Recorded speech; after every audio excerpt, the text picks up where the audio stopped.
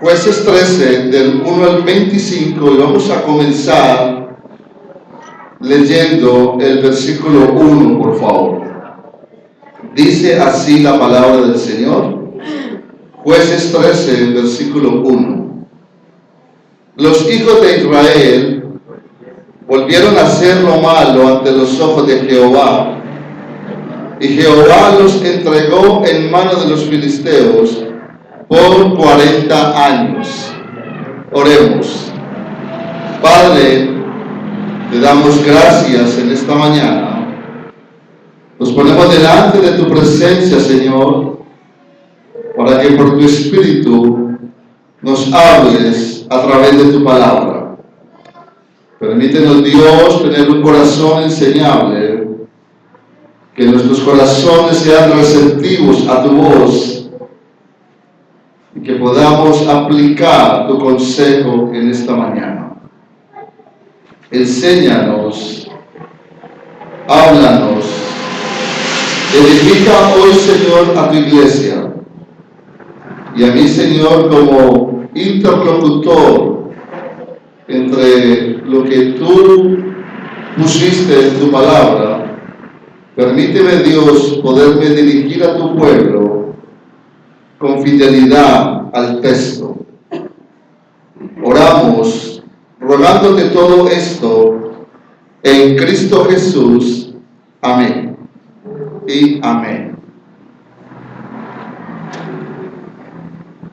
Notamos, hermanos, en este versículo que nuevamente se repite la apostasía del pueblo de Israel. En capítulos anteriores pudimos observar cómo el pueblo no solamente estaba adorando a Baal, sino que también estaban adorando a otros dioses. Inclusive llegaron a la instancia de ofrecer sus hijos al dios Moloch. Y Dios, en este capítulo, recordemos que Dios los disciplina por un periodo de 18 años. Aquí, en este capítulo y en este versículo que acabamos de leer, Dios incrementa la corrección sobre ellos y dice el texto que fueron disciplinados por 40 años. Israel, esta generación que hemos venido estudiando, han dejado, cada que ellos dejaban de tener su líder, cada que ellos no tenían a ese juez, volvían a apostatar. Como dice el texto, volvían a hacer lo malo. Ellos dejaban al Dios verdadero para seguir a los dioses falsos. Todo esto nos muestra, pues, cómo este remanente tenía una condición espiritual en la cual ellos están mostrando que sus corazones no habían nacido de nuevo. Dios sigue siendo fuerte con ellos. El trato de Dios para con ellos es más duro y les pone a ellos. Anteriormente habían tenido a los amonitas, a los madianitas, y ahora tienen de frente a los filisteos. Los filisteos se caracterizaron por ser una nación fuerte en la parte de la guerra, en la parte militar, porque tuvieron el privilegio de conocer el arte de la herrería. Tuvieron la oportunidad de manejar el hierro, y a través del hierro ellos se hicieron fuertes en la creación o elaboración de implementos o de armas de guerra, y de esa manera ellos se hicieron fuertes en la parte militar. Notamos, pues, entonces que ellos tienen la tendencia, se repite nuevamente, la tendencia del corazón de ellos es hacer lo malo. De manera aplicativa, porque este tema, ya esta parte de ello, de la apostasía, la hemos visto repetidamente, no quiero como extenderme mucho ahí.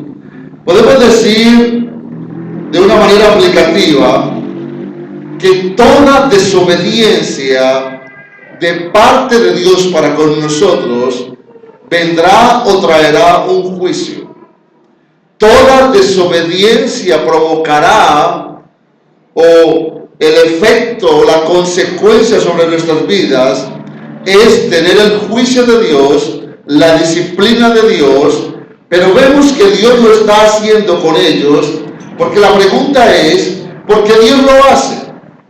Ellos pecan, pero Dios volvía a proveer un libertador para ellos. Vemos en este caso que ellos han fallado, que ellos han sido infieles, y Dios va a colocar a Sansón. Vemos en Dios su fidelidad, vemos en Dios su paciencia, pero porque se trataba de su pueblo escogido. De la misma manera, Dios obra con nosotros que somos sus hijos. Cuando vamos a la carta a los hebreos, vemos que Dios disciplina a sus hijos. Si Dios no nos disciplinase, si Dios no corrigiese el pecado, el desviarnos de sus caminos, nosotros no seríamos sus hijos, sino que, como dice la Escritura, seríamos bastardos. Pero por su gracia, por ser sus hijos, la Biblia dice que Dios es fiel, que Dios permanece fiel. Y a pesar de la infidelidad de este pueblo, Dios permanece fiel, proveyendo un libertador para ellos. Lo mismo hace con nosotros. A pesar de la infidelidad nuestra, de una manera como muy acorde a la que oraba ahora, a pesar de que somos infieles, la gracia de Dios no se acaba. La gracia de Dios, la misericordia de Él, no se extingue. Es más, su paciencia está ahí. Pero, hermanos, no debemos ni podemos jugar con Dios, porque el trato puede ser fuerte. Ellos experimentan 40 años de aflicción a través de un pueblo filisteo, y nosotros desconocemos la voluntad de Dios, y en ese sentido no sabemos cuál pueda ser el trato para con nosotros. En ese orden de ideas es bueno que obedezcamos a Dios. En los versículos 2 al 5 hay una descripción del nacimiento de Sansón. Versículos 2 al 5. Empieza a decirnos el texto que había un hombre, y ese hombre es Manoah. Manoah tenía una esposa estéril, y dice el texto que nunca había tenido hijos. A esta mujer, según el versículo 3, se le aparece el ángel de Jehová, quien le dice: he aquí que tú eres estéril y nunca has tenido hijos, pero concebirás y darás a luz un hijo. Ustedes han notado que repetidas veces hay una combinación entre ángel de Jehová, entre ángel de Dios y Dios. Ustedes están notando que a medida que hemos venido leyendo el libro de los jueces de una manera alternada o intercambiable, encontramos en la Escritura la combinación Jehová y ángel de Jehová. Y dije en una enseñanza pasada que encontramos que el texto bíblico presenta a ambos personajes como independientes. Usted va a leer que por momentos el ángel es un ángel y por momentos Dios es Dios. Pero en este texto, en este capítulo 13, básicamente se puede ver que el ángel de Jehová es Dios mismo. Y si usted mira el versículo 3, usted ahí se dará cuenta de que ese ángel que se le presenta a ella es Dios. ¿Por qué podemos afirmar eso? Porque note usted que él sabe que ella es estéril. Él sabe que ella nunca ha tenido hijos y es un atributo de Dios. La omnisciencia, el previo conocimiento de todas las cosas, le compete solamente a Dios. Por lo tanto, esa aparición angelical de la que habla el versículo 3 y que ella recibe es Dios mismo, porque Dios tiene ese atributo. Dios es omnisciente y le dice a ella: tú eres estéril. En el versículo 4 le dice lo que debe hacer: no bebas vino, no comas sidra, no comas cosa inmunda. Luego en el versículo 5 le declara que ella concebirá y dará a luz un hijo, y navaja no pasará sobre su cabeza, porque el niño será nazareo a Dios desde su nacimiento, y él comenzará a salvar a Israel de mano de los filisteos. Puede observarse ahí algo precioso que nosotros enseñamos y que muchos no aprueban, y es la predestinación. Y la vemos en el sentido de que hay un propósito en la vida de Sansón, porque Dios, a través del ángel, o Dios en la teofanía de un ángel, porque vemos ahí que hay una manifestación visible de la presencia de Dios, le dice a ella que él sería nazareo desde el vientre, desde su nacimiento. Es decir, en otras palabras, Dios está predestinando el destino de Sansón. Pero el destino de Sansón está predestinado de la siguiente manera. Versículo 5. Dice en el versículo 5: y él comenzará a salvar a Israel. Tremendo. Vemos, hermanos, cómo Dios predestina de una manera tal nuestras cosas, que está diciendo Dios en el versículo 5 qué iba a hacer Sansón, pero a la vez hasta dónde iba a llegar Sansón. Porque cuando leemos toda la historia, podemos darnos cuenta de que Sansón termina mal. Sansón comienza bien, pero Sansón no termina como debería haberlo hecho. El texto es claro y dice: él comenzará. Es decir, Sansón comenzaría una tarea, pero que a la vez no la terminaría como debería ser. Vicky, colabórame con el niño atrás, por favor, que me desconcentro.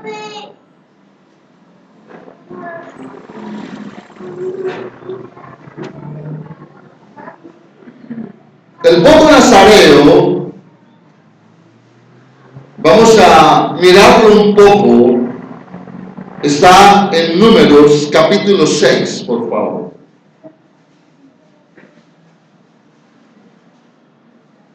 Vamos a Números capítulo 6.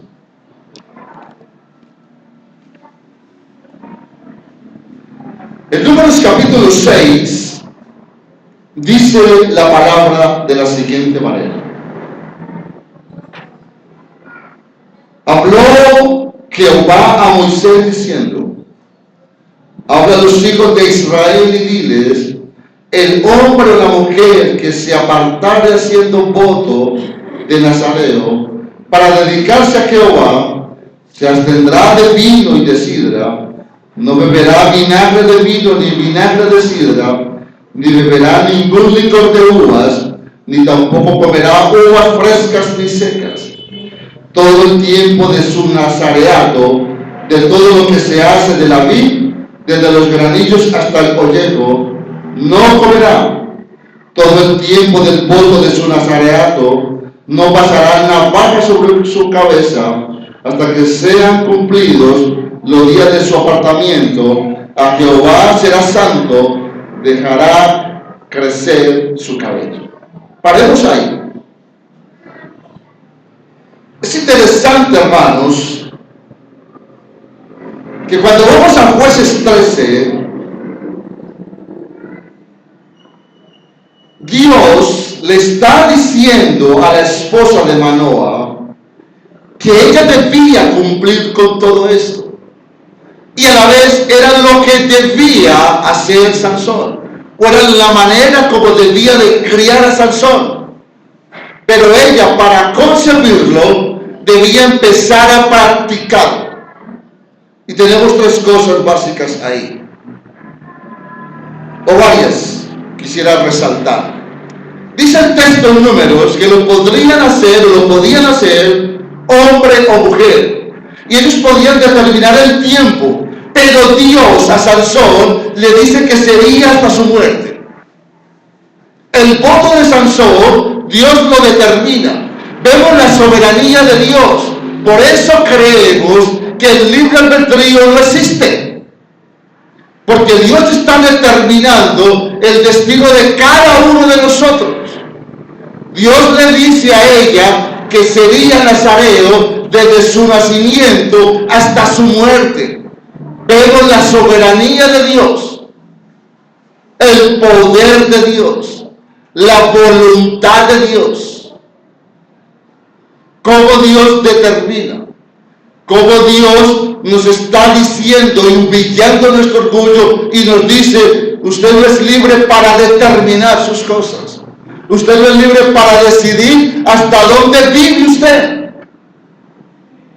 Nosotros no podemos decirlo. Usted no puede determinar el curso de su vida. Nuestra vida está en manos de Dios. Así que el libre albedrío humilla al corazón del hombre, y muchos pelean por el libre albedrío, porque algunos, no entendiendo la soberanía de Dios, llegan a entender esta temática como si nosotros fuésemos unos simples robots. Hermanos, Dios es Dios por encima de todos nosotros. Así no nos guste, pero ese es Dios. Y Él dice ahí: será nazareo desde el vientre de su madre hasta su muerte. Y dice: comenzará a salvar, pero no va a terminar.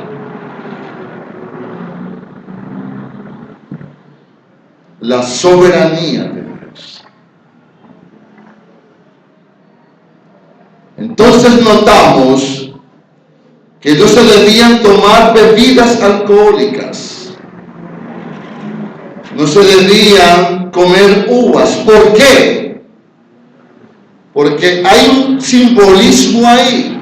Y ustedes saben que la Biblia dice que el vino alegra el corazón del hombre, y Sansón debía procurar lo santo. Su alegría debía estar en el Señor, y no debía cortarse su cabello, porque el arrastrar en el contexto judío un cabello largo, o vivir con un cabello largo, iba a significar para él un acto de humillación. Por eso es que Pablo, escribiendo a los Corintios, dice: no le es honroso al hombre dejarse crecer el cabello.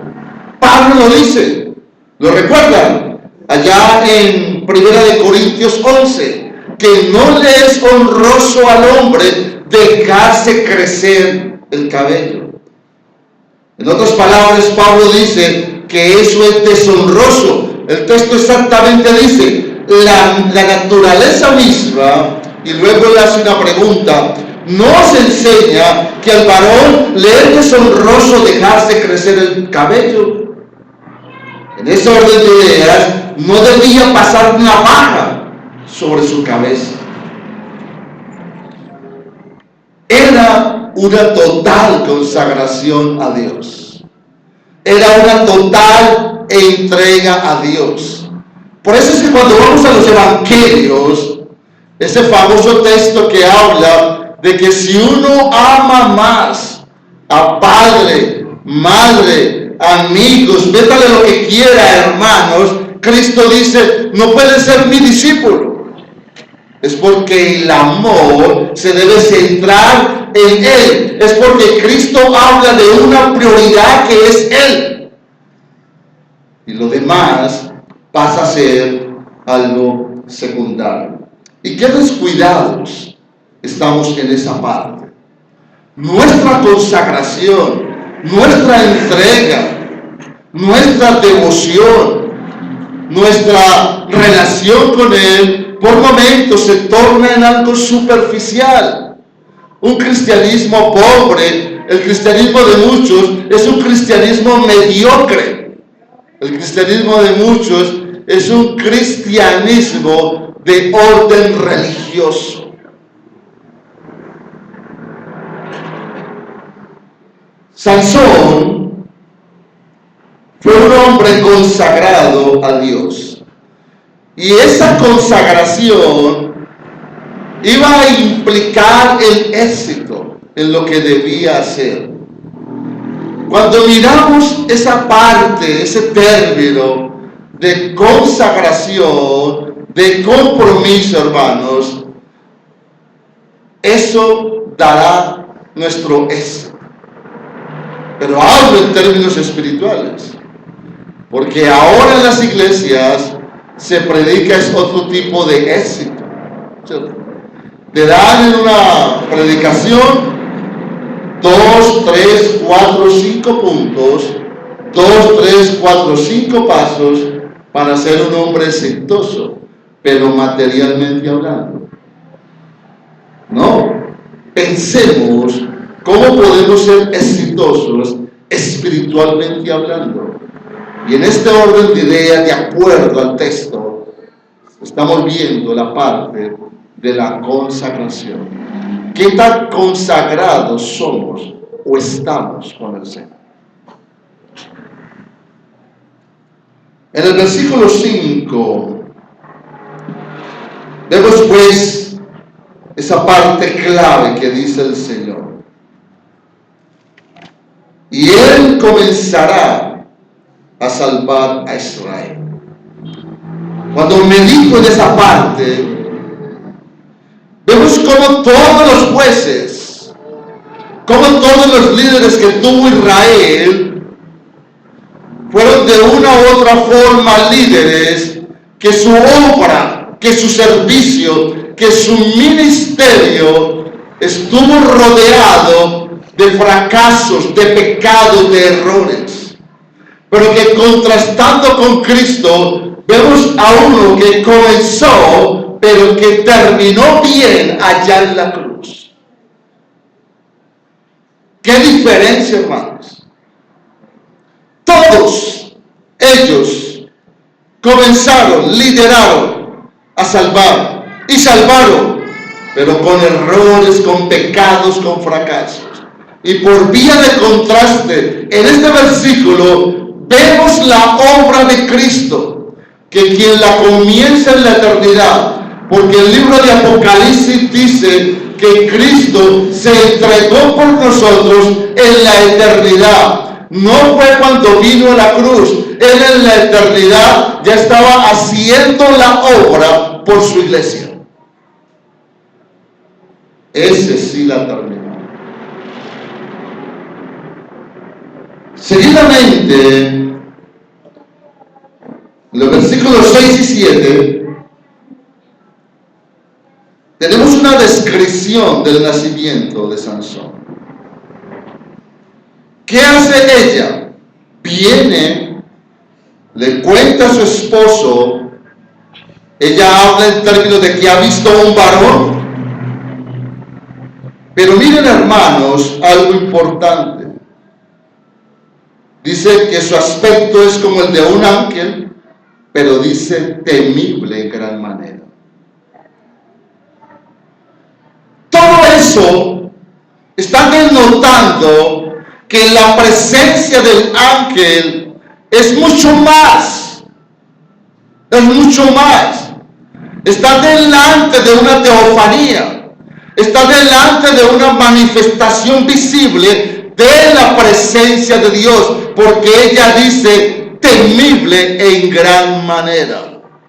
Eso solo lo puede hacer Dios. Es por eso que a mí por momentos me molesta cuando veo a muchos por ahí, a muchos hermanos, que uno los ama, que uno los respeta, pero que vienen a hablarle a uno de que estuvieron en la presencia de Dios, de que Dios les habló, de que Dios les dijo, y fue como si hubiesen hablado con cualquiera. Estar en la presencia de Dios, como estuvo explicando en las exposiciones de la santidad de Dios, vemos que Isaías, cuando tiene esa experiencia con Dios, Isaías clama, Isaías grita, ¡ay! Isaías está horrorizado, Isaías está pasmado, porque está delante de una presencia, de una manifestación visible de Dios, y lo que él ve en él es su pecado. Y muchos dicen estar en la presencia de Dios y siguen siendo los mismos, siguen siendo iguales, no pasa nada, no hay arrepentimiento. La pregunta es, ¿delante de quién estaban? Emociones. Delante, es que delante de un Dios santo yo debo entender que soy pecador.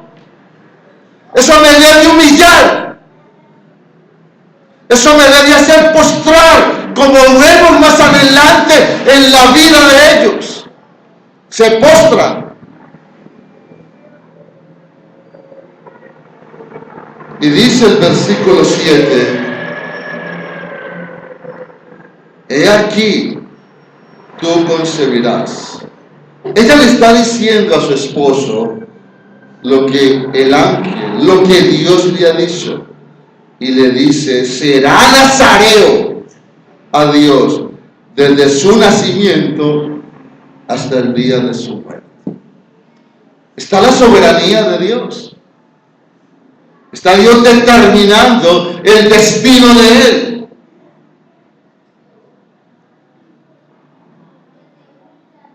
Y luego, en los versículos 8 al 14,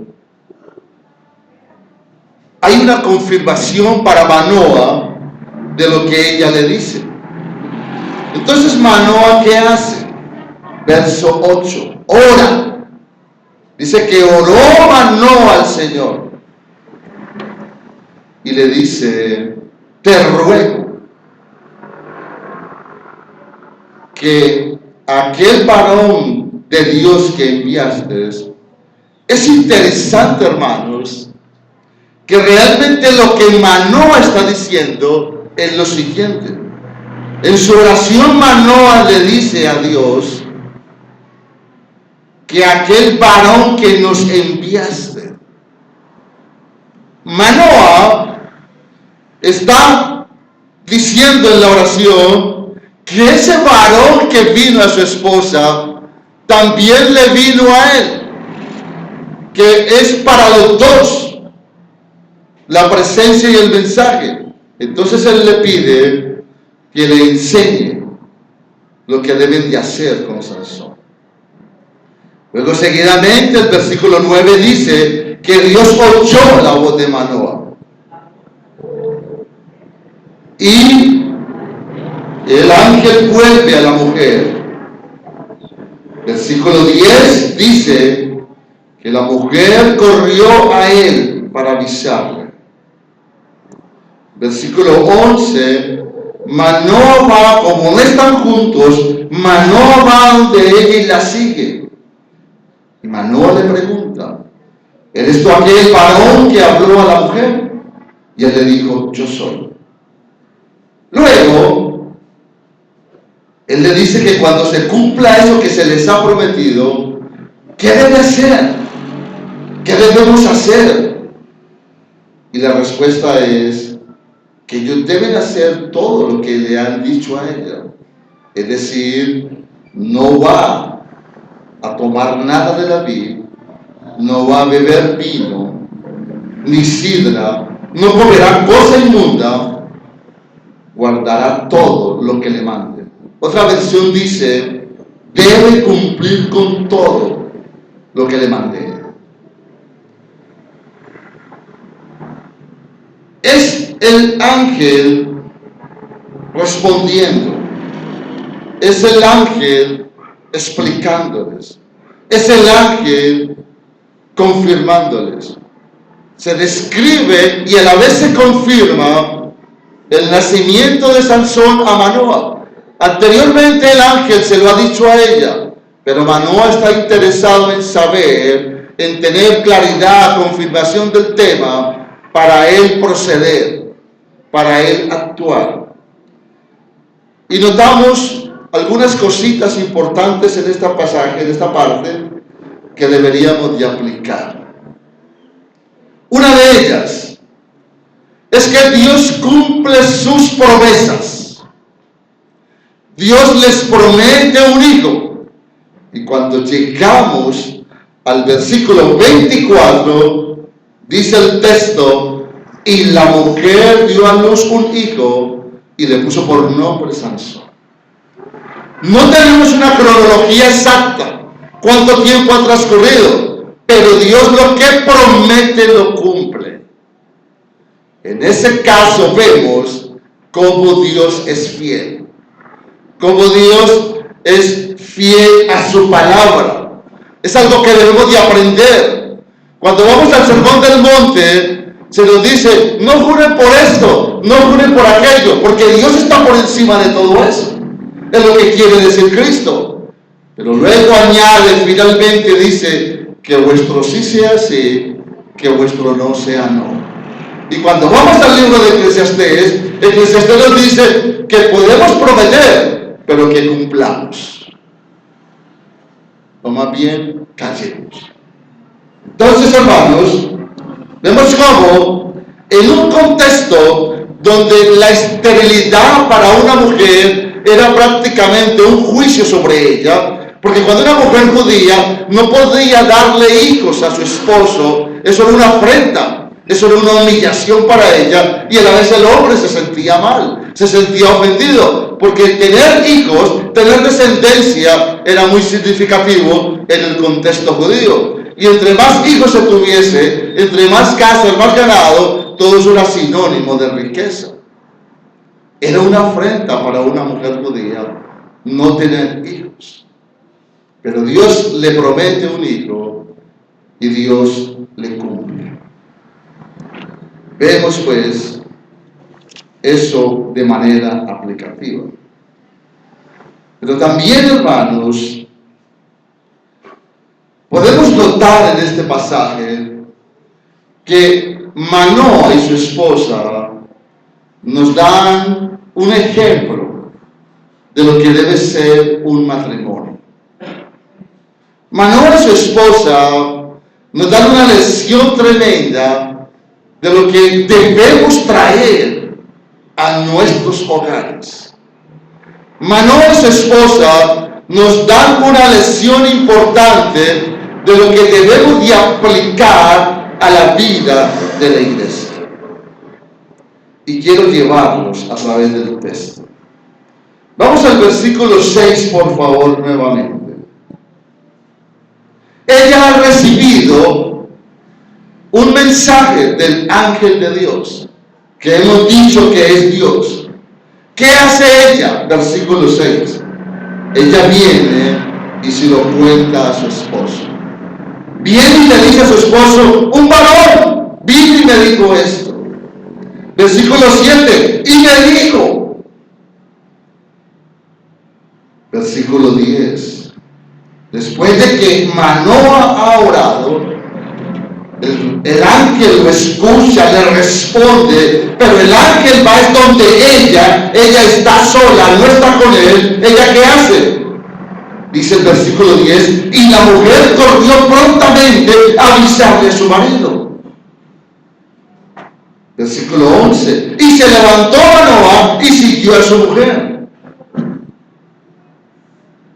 ¿Qué nos enseña esta pareja?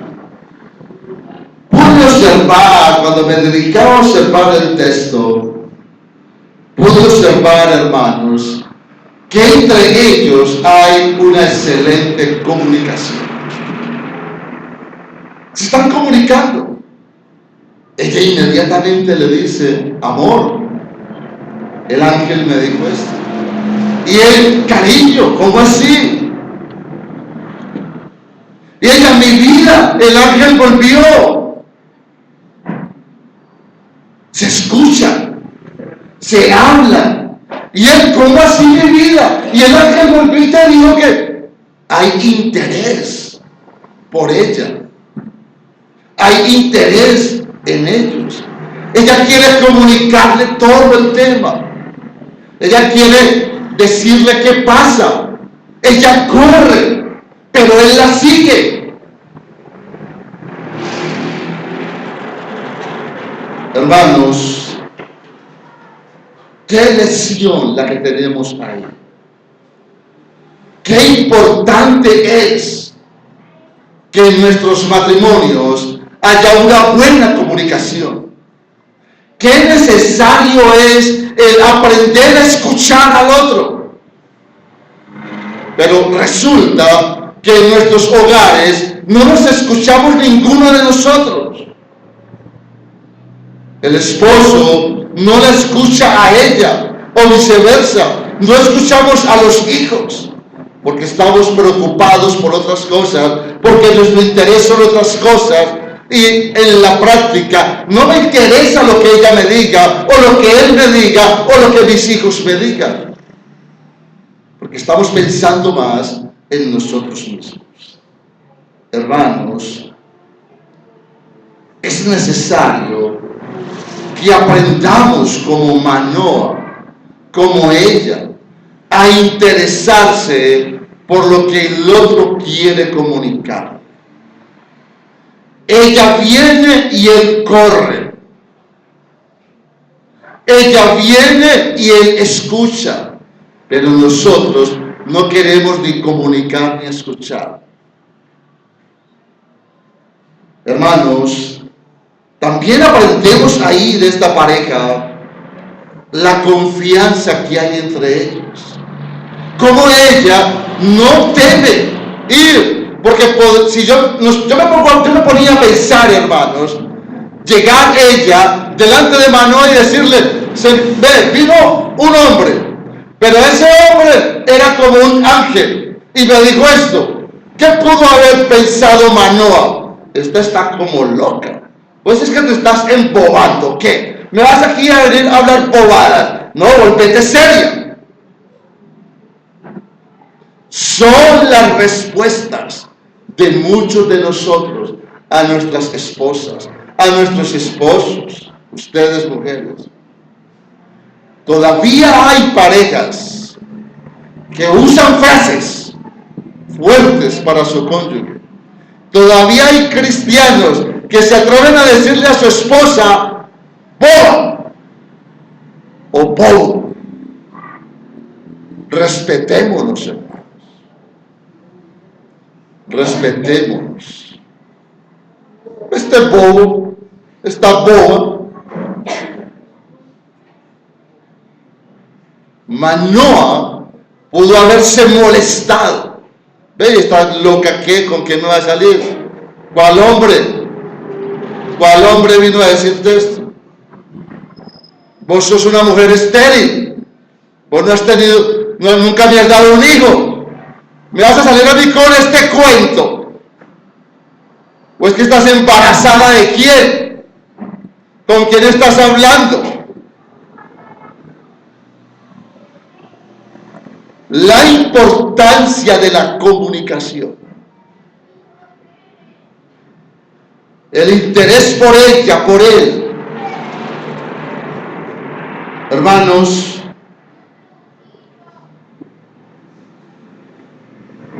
tomando este ejemplo de Manoah, quiero recordarles, y me voy a centrar un poco en esta parte del matrimonio, y a los solteros también, ojo. Quiero recordarles que el matrimonio es una unión indivisible. Y cuando la Biblia dice que nos uniremos a una mujer, el término da la idea de estar unidos a través de un pegamento. Cuando usted pega dos piezas con un pegamento fuerte y luego las quiere despegar, lo que pasa es que las piezas se rompen, las piezas se destruyen. Cuando nuestros matrimonios se destruyen o quieren llegar a una instancia como el divorcio, cuando el matrimonio pretende llevarse a esa instancia del divorcio, lo que se produce es daño, lo que se produce es un rompimiento, porque estamos pegados de una manera que es difícil de soltar.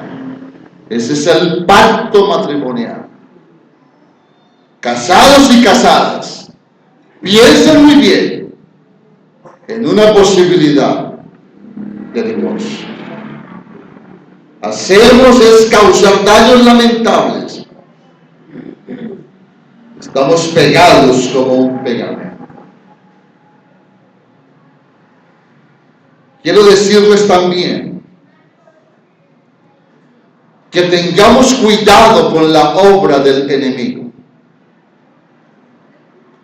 Porque el enemigo quiere aislar las parejas. Cuando no hay comunicación entre nosotros, lo que hacemos es aislarnos. ¿Cuántas familias no hay que todos ven televisión en partes distintas? No están juntos. No se sienta él con ella y los niños a ver un programa de televisión. Hermanos,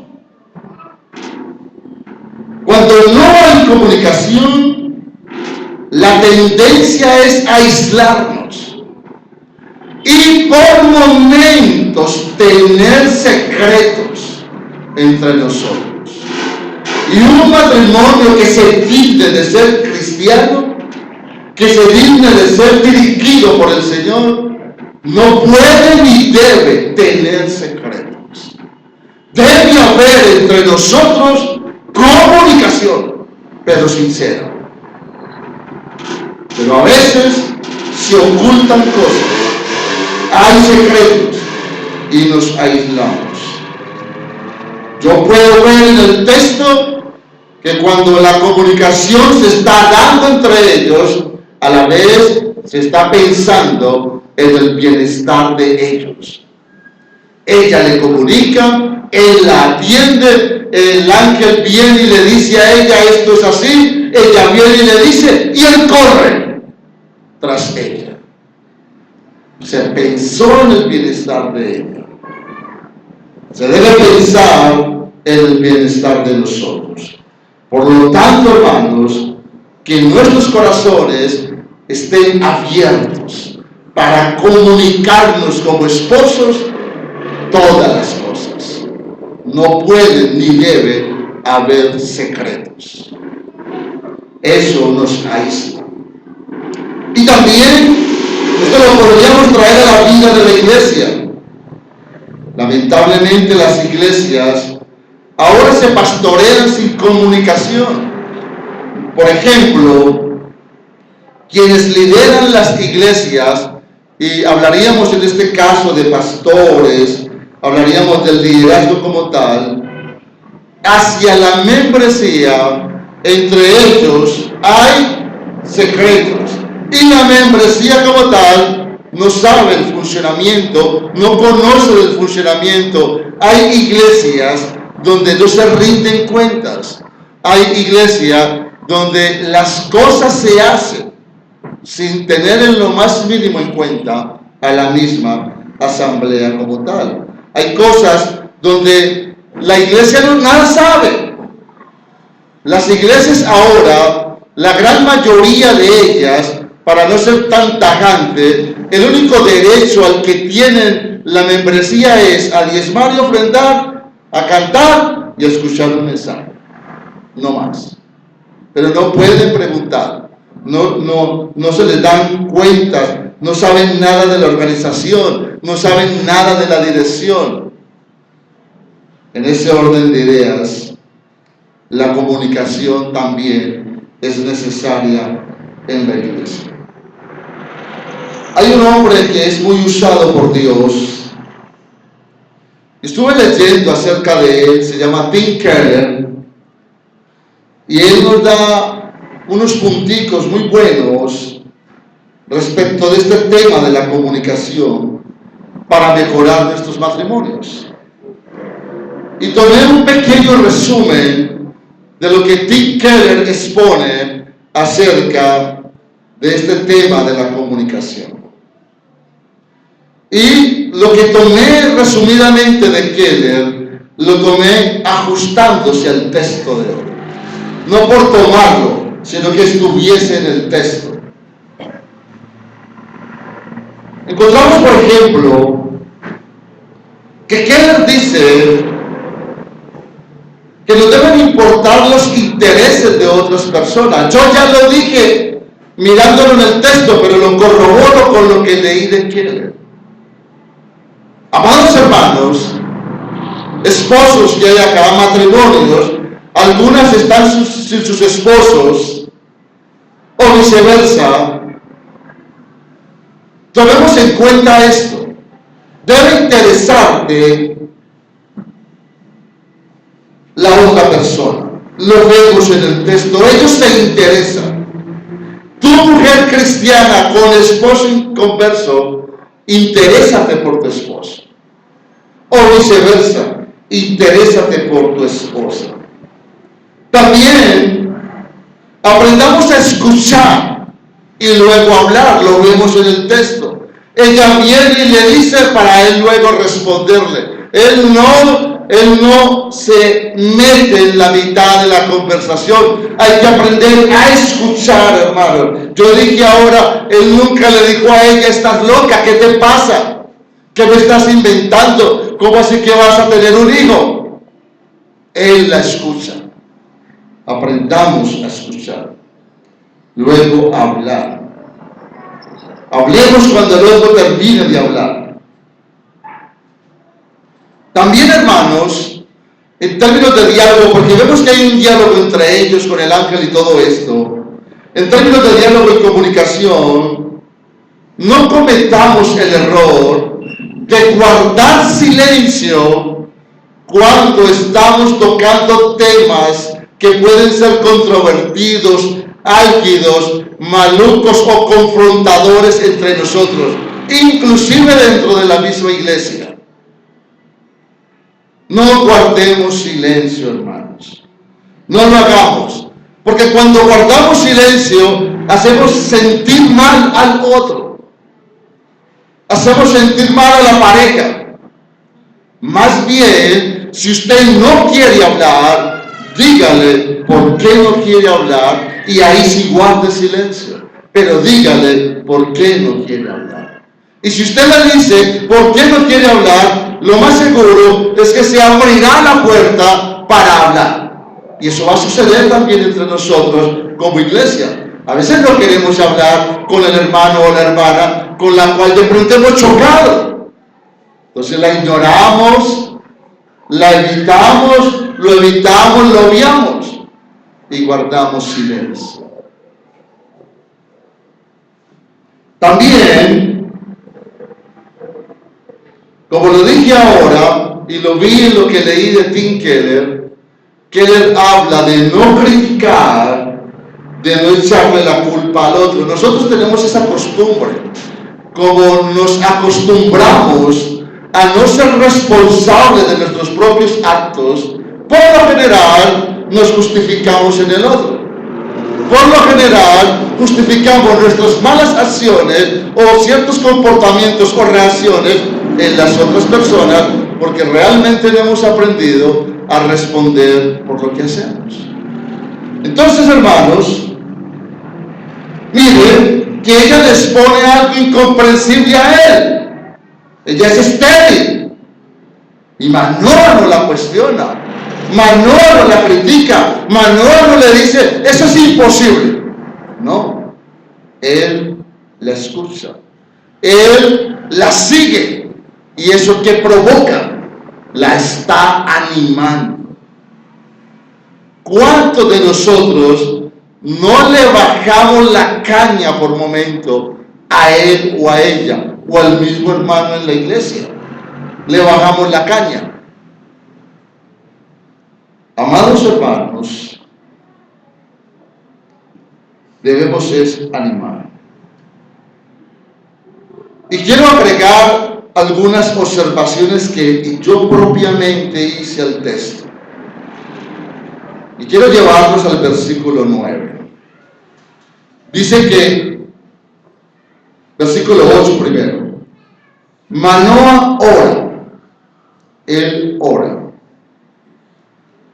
Pero miren lo que dice, y me gusta cómo traduce la Internacional. Él dice: Señor mío, yo te ruego que aquel varón de Dios que enviaste, la versión más, la forma más adecuada de leer el texto es aquel varón que nos enviaste. Y luego Manoah habla en plural y le dice: y nos enseñe lo que hayamos de hacer.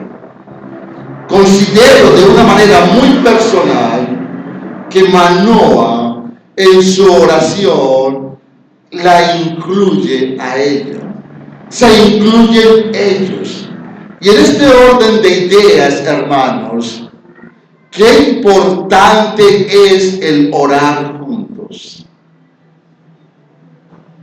Mujer cristiana con esposo no creyente, debes orar con tu esposo, con tus hijos a la vez.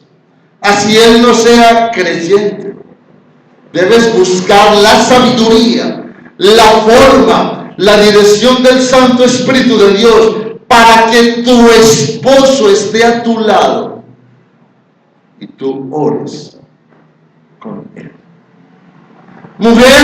Hombre cristiano con mujer no creyente, debes orar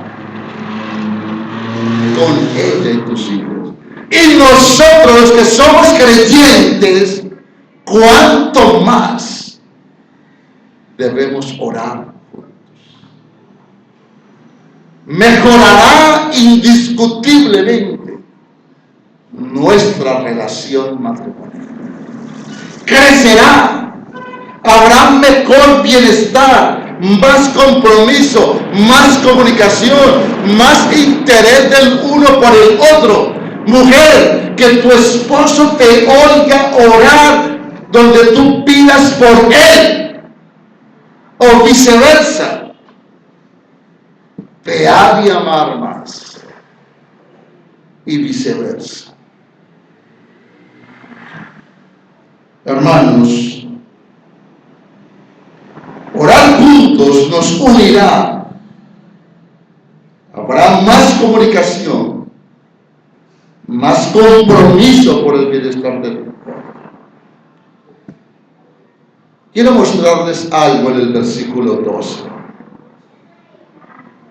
Entonces Manoah dijo: cuando tus palabras se cumplan, como debe ser la manera de vivir del niño, ¿y qué debemos hacer con él? Manoah está buscando la dirección de Dios. Manoah quiere hacer las cosas a la manera de Dios. Y quiero que hagamos la pregunta colocándonos nosotros ahí. Entonces, yo me la hice así.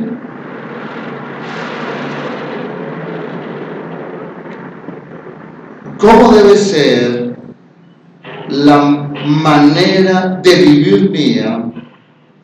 ¿Y qué debo hacer con mi esposa, con mi esposo, hijos? Yo me hice la pregunta así. Manoa se la hace el Señor. Señor, cuando Sansón nazca, ¿qué debo hacer? Mira pues cómo dice, versículo 12. ¿Cómo debe ser la manera de vivir del niño? Entonces yo le pregunté al Señor en este estudio, Señor, ángel, ¿cómo debe ser la manera de vivir mía? ¿Y qué debo hacer con mis hijos? ¿Con mi hijo? ¿Qué debo hacer con mi esposo? ¿O usted qué debe hacer con su esposa? Manoa está totalmente comprometido a hacer la voluntad de Dios. La respuesta está en el versículo 13. Y el ángel de Jehová respondió a Manoa, la mujer se guardará de todas las cosas que yo le dije. La NBI dice, debe cumplir con todo. Hermanos, Manoa debía hacer lo que Dios dijo. Manoa debía hacer lo que Dios le ha dicho a ella. Manoa debía hacer lo que Dios le ha confirmado a él. En este sentido, Manoa está siendo guiado, dirigido. Se está dejando guiar, dirigir por Dios. Esto me puso a meditar en la necesidad de que Dios debe ser quien dirija nuestros hogares. Dios debe ser quien dirija nuestras vidas. Dios debe ser quien dirija nuestra iglesia. Hermanos, ella debía cumplir con todo. Es decir, ella debía obedecer a Dios. Ella debía obedecer esa palabra. Nosotros tenemos su palabra. Obedezcamos su palabra. Lamentablemente, ignoramos su palabra. Por momentos pueden van nuestros ideales. Un matrimonio centrado en Cristo será como el de Manoa y su esposa. Si nuestros hogares son dirigidos, son guiados por Cristo, hermanos, habrá comunicación, habrá bendición, serán relaciones estables, serán relaciones bonitas, hermosas. La pregunta es, ¿está Cristo? Cristo está en nuestros matrimonios. Por eso es que hay tantos hogares con tantos problemas, porque Cristo está lejos, está ausente y está dominando el orgullo, el poder de cada uno de nosotros.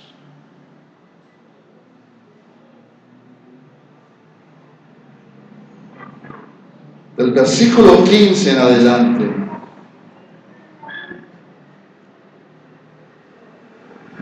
hay algo hermoso y empieza a describírsenos de ahí en adelante lo que es el ángel. Versículo 15 dice, entonces Manoa dijo al ángel de Jehová, te ruego nos permita detenerte y te preparemos un cabrito. Manoa le brinda hospitalidad al ángel. Pero en el versículo 16 que notamos, ¿Qué dice el ángel? Aunque me detengas, no comeré tu pan. Es decir, aunque me quedare. Porque él le dice, te ruego nos permitas detenerte. En el versículo 15, o sea, en otras versiones dice, te ruego nos permitas que te quedes, que te permanezcas aquí. Pero él dice en el 16, no comeré tu pan. Y le dice, más bien, si quieres hacer holocausto, ofrece. ¿Qué nos enseña hasta ahí? Entre el 15 y el 16, que el ángel es Dios. ¿Por qué Dios? Porque él le dice, no comeré pan. Y le dice, ofrece.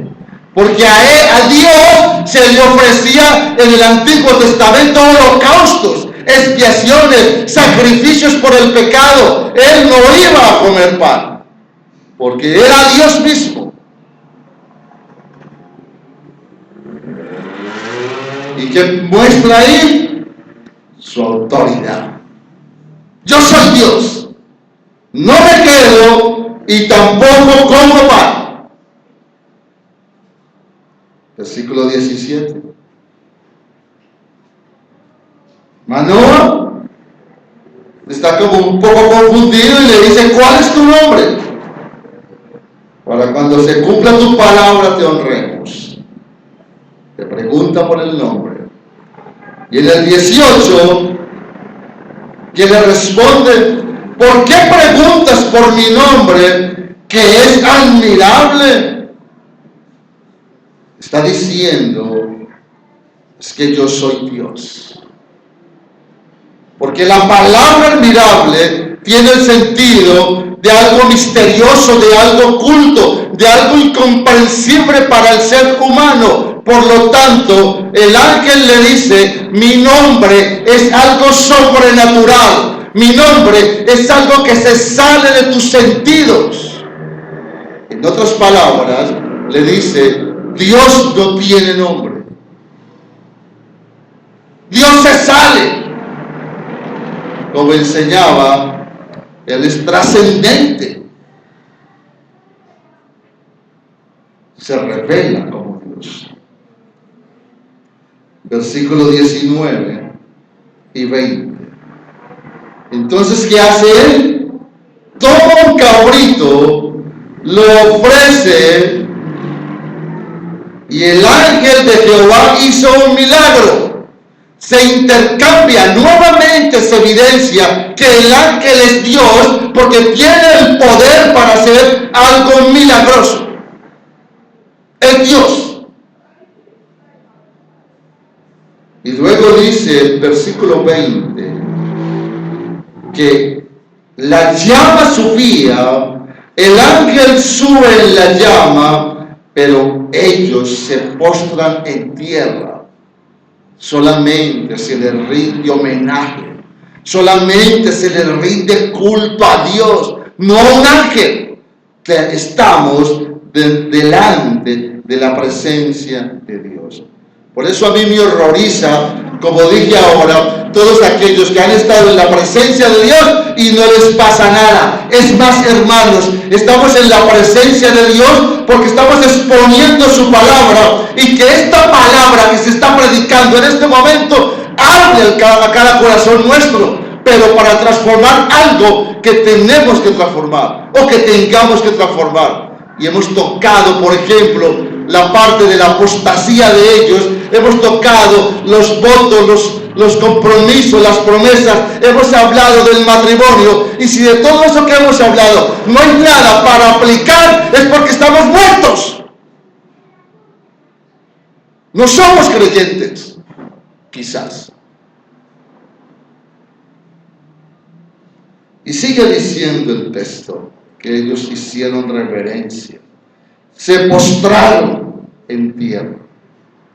Y en el versículo 21 dice Manoah, y el ángel de Jehová, le dice el texto, el ángel de Jehová no volvió a aparecer a Manoah ni a su mujer.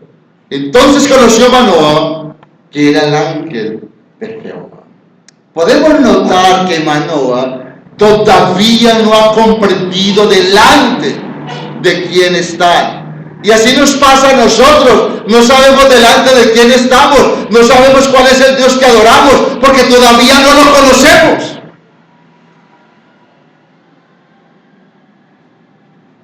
Y mire lo que dice Manoah. Versículo 22. Ciertamente moriremos, pero ya si está entendiendo. Entonces el ángel es Dios, porque solamente se le atribuye, según Éxodo 33 y Deuteronomio 5, que alguno que pudiese o tuviese la oportunidad de ver a Dios moría. Eso decía la ley, y ese es el temor que está expresando Manoah. Manoah tiene temor porque él cree que ha visto a Dios. Tiene temor de morir. Pero la mujer es más sensata. La mujer está entendiendo todo. Y dice, versículo 23, si Él nos quisiera matar, no aceptaría de nuestras manos el holocausto y la ofrenda. Y nos hubiera mostrado todas estas cosas, ni ahora nos habría anunciado esto. Ella entiende que está dentro de la voluntad de Dios. Ella ha comprendido un poquitico más que Manoah, hermanos, y miren lo importante de la comunicación. Ahí se siguen comunicando. Ella le dice con humildad, ella le corrige con humildad, ella le enseña con humildad. Ella le está mostrando a Manoah que realmente Dios es el que ha venido obrando en ellos, y que si Dios tuviese en contra algo contra ellos, ya hubiera actuado. Pero mire que les ha permitido ofrecer el holocausto.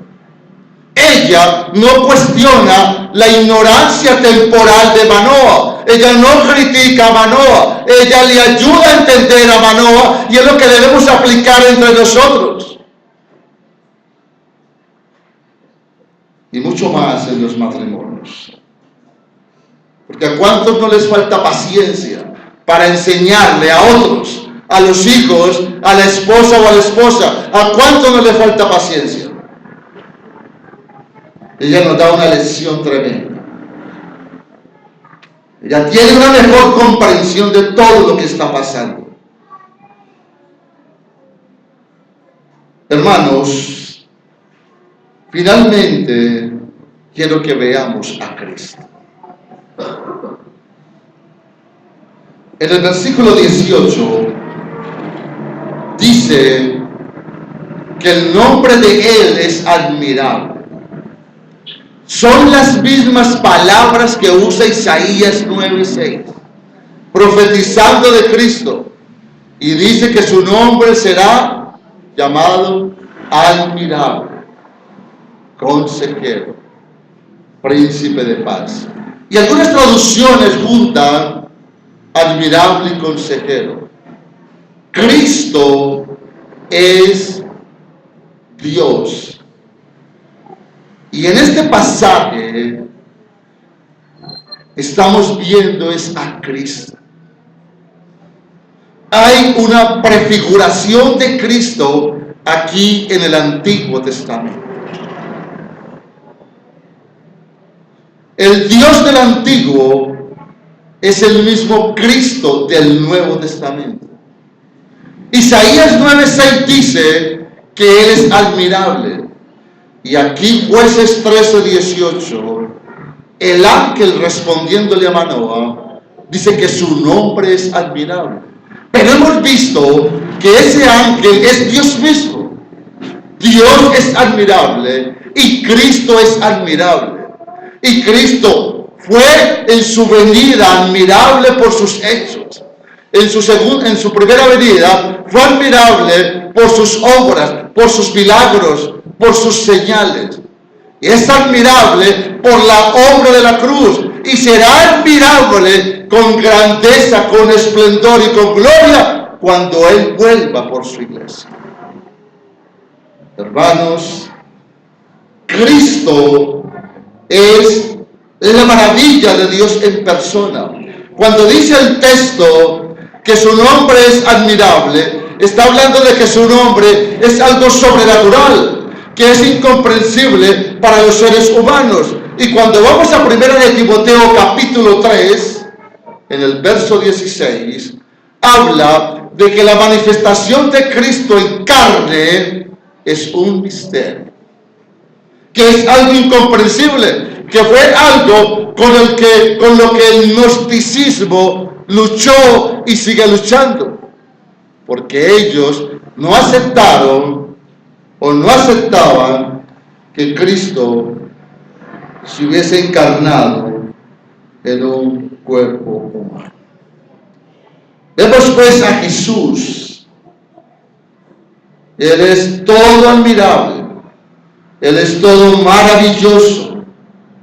Como dice el doctor Trujillo, Cristo es el hombre maravilla de Dios. No solamente es Cristo la más grande maravilla de Dios, sino que es Él mismo quien ha hecho y hará maravillas en el pueblo. Hermanos, lo que dice Isaías, lo dice Jueces 13:18. Termino con estas palabras. Nosotros debemos tener una excelente relación de esposos a la luz de lo que nos enseña Manoah y su mujer.